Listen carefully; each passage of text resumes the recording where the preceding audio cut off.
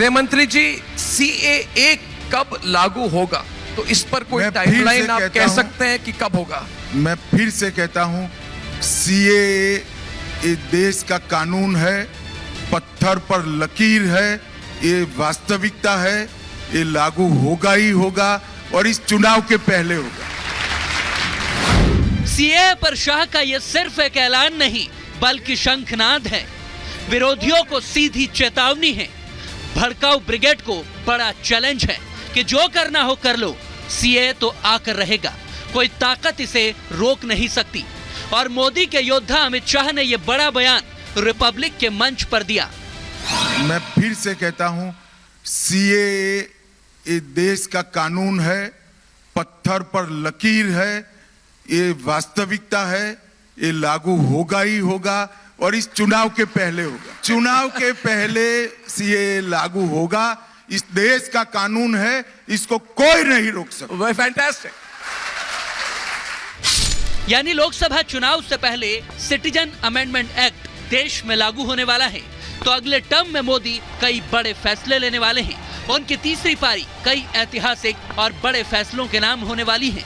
क्या जून से शुरू होने वाले नई सरकार के टर्म में मोदी के टारगेट पर आतंकवाद और नक्सलवाद होगा, तो एक देश एक कानून और एक देश एक चुनाव जैसे बड़े फैसले भी देश देखेगा। मगर 24 के चुनाव से पहले ही देश में सीएए लागू हो जाएगा। रिपब्लिक के मंच पर अमित शाह ने मोदी का ये प्रण दोहराकर एक बड़ा ऐलान कर दिया। देश की जनता भी इस फैसले के साथ खड़ी है। राजस्थान में भी सीएए को लेकर लोग उत्साहित नजर आए। जयपुर में लोगों ने इसको लेकर खुलकर अपनी राय रखी और कहा कि इस कानून की जरूरत लंबे वक्त से है।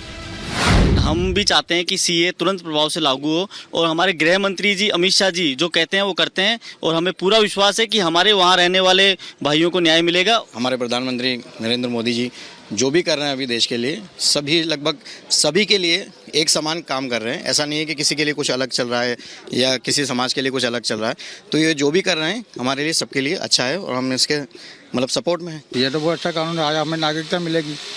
तो मान लो कोई बांग्लादेश का, कोई पाकिस्तान से आया हो, कोई कहीं से भी आया हुआ, उनको नागरिकता मिलेगी। तो बहुत अच्छा कानून है, इसमें कोई दिक्कत तो ही नहीं। भारत के पड़ोसी देशों पाकिस्तान, बांग्लादेश और अफगानिस्तान में प्रताड़ित किए जा रहे गैर मुस्लिमों को भारत की नागरिकता देने वाला यह बिल साल 2019 में संसद से पास हुआ था और राष्ट्रपति के हस्ताक्षर से कानून बन गया। मगर सीमा पार के प्रताड़ित हिंदुओं, सिखों, जैन, पारसी और बौद्ध और ईसाई समुदाय को भारत की नागरिकता देने के लिए इसके नियम विरोध के चलते नहीं बन पाए थे, क्योंकि कई राज्यों में इसके विरोध में जमकर हिंसा हुई। सियासी दलों ने भी इसमें अपनी राजनीतिक रोटियां सेकी, लेकिन अब इसकी अधिसूचना कभी भी जारी हो सकती है, तो सियासत भी गरमाने लगी है।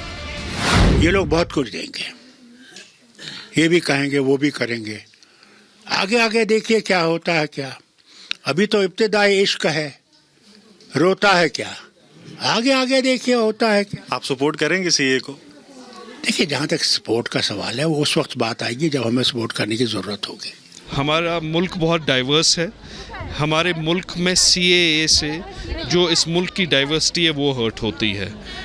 हमारी डाइवर्सिटी हमारी स्ट्रेंथ रही है और शायद उन रिलीजियस डॉक्ट्रिन्स और कस्टम्स को जो इस मुल्क की खूबसूरती को बनाते हैं, सीएए शायद उस पे एक असॉल्ट है। सीए एनआरसी की जहां तक बात की जाए, वो फिर वही वाली राजनीति पर आ गए।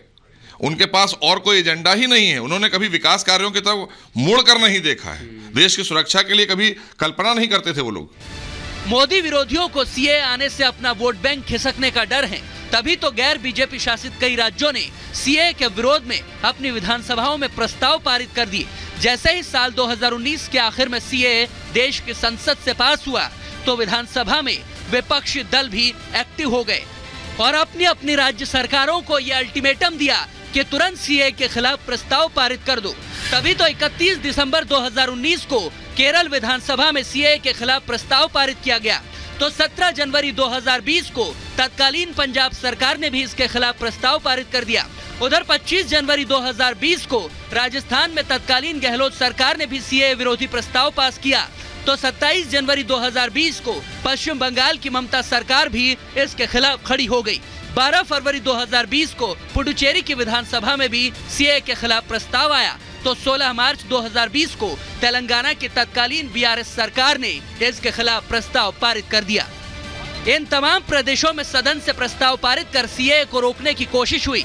असम से लेकर दिल्ली तक प्रदर्शन और हिंसा की आग भड़की, मगर अब हालात सीएए के माकूल नजर आते हैं और जनता भी इसके लिए तैयार दिखती है। मोदी के संसदीय क्षेत्र वाराणसी के लोग इसको लेकर क्या कहते हैं, आइए सुनते हैं। जब भारत देश हमारा गुलाम था, जब आज़ादी के लिए लड़ाई लड़ी, तो क्या जो वहाँ पे परिवार हिंदू परिवार है वहाँ पे जिनके साथ इतनी दुर्दशा हो रही, क्या उनके परिवार के लोग आज़ादी के लिए नहीं लड़े होंगे? लेकिन आज उनकी दुर्दशा है, तो अगर वो आते हैं, उन्हें यहाँ की नागरिकता मिलती है, तो मैं तो स्वागत करूंगी। उनके बयान का हम स्वागत करते हैं और सभी देशवासी स्वागत करते हैं। देश के सब पूरे 140 करोड़ लोग स्वागत करते हैं।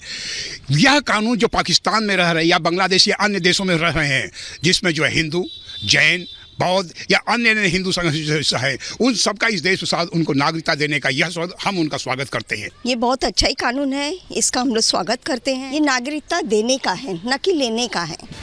जनता तो मोदी के फैसले के साथ खड़ी है, क्योंकि वो जानती है मोदी बड़े फैसलों के लिए जाने जाते हैं। इसीलिए तो अब राज्यों से मांग उठने लगी है कि इस कानून को लागू किया जाना चाहिए। मध्य प्रदेश के लोगों का सीएए को लेकर क्या कहना है, भोपाल में हमारे संवाददाता ने जनता के बीच जाकर जाना। ये हिंदुस्तान है, यहाँ पर एक विधान, एक प्रधान और एक निशान चलेगा, तो उसी हिसाब से सीए तत्काल लागू होना चाहिए। जो रोटियां थी, उनकी जो दाल थी, वो गलना बंद हो चुकी है, इसलिए अब उनकी जो दाल नहीं गल रही है, तो ये भ्रम इसलिए फैला रहे ताकि ये एक अल्पसंख्यक समुदाय में भ्रम पैदा कर सके और एक असमंजस की स्थिति पैदा करे, ताकि उससे देश में वैमनस्यता फैले। जनता भ्रमित नहीं हो रही, क्योंकि उन्होंने साफ शब्दों में कहा है कि ये नागरिकता देने वाला कानून है, ना कि छीनने वाला। इसलिए माननीय गृह मंत्री जी ने जो बोला है वो उसको लागू करके रहेंगे और इसके साथ पूरी उनका समर्थन है। मोदी विरोधी सीएए को रोकने की कितनी भी ताल ठोक ले, मगर जनता मोदी के इस फैसले के समर्थन में आ गई है। जाहिर है अब से कुछ ही दिनों में लोकसभा चुनावों की तारीख का ऐलान हो जाएगा। चुनाव की घोषणा के साथ ही देश में आचार संहिता लागू हो जाएगी। तो क्या इससे पहले अब किसी भी वक्त सीएए लागू होने वाला है? क्योंकि शाह ने तो कह दिया है कि सीएए तो आकर रहेगा। सीएए देश का कानून है, पत्थर पर लकीर है, ये वास्तविकता है, ये लागू होगा ही होगा और इस चुनाव के पहले होगा। Bureau report, Republic Bharat. और इस बीच पश्चिम बंगाल से बड़ी खबर आपको बता दें, ईडी यहां कई ठिकानों पर रेड डाल रही है। बताया जा रहा है कि पार्थ चैटर्जी के करीबी अमीम के घर पर ये छापेमारी हो रही है। प्रसन्न रॉय का भी एक करीबी बताया जाता है अमीम। इसके कई ठिकानों पर छापेमारी की जानकारी सामने आ रही है। पश्चिम बंगाल में कई जगह ईडी की कार्रवाई इस वक्त चल रही है। शिक्षक भर्ती घोटाले से जुड़ी हुई ये छापेमारी है। पार्थ चैटर्जी का करीबी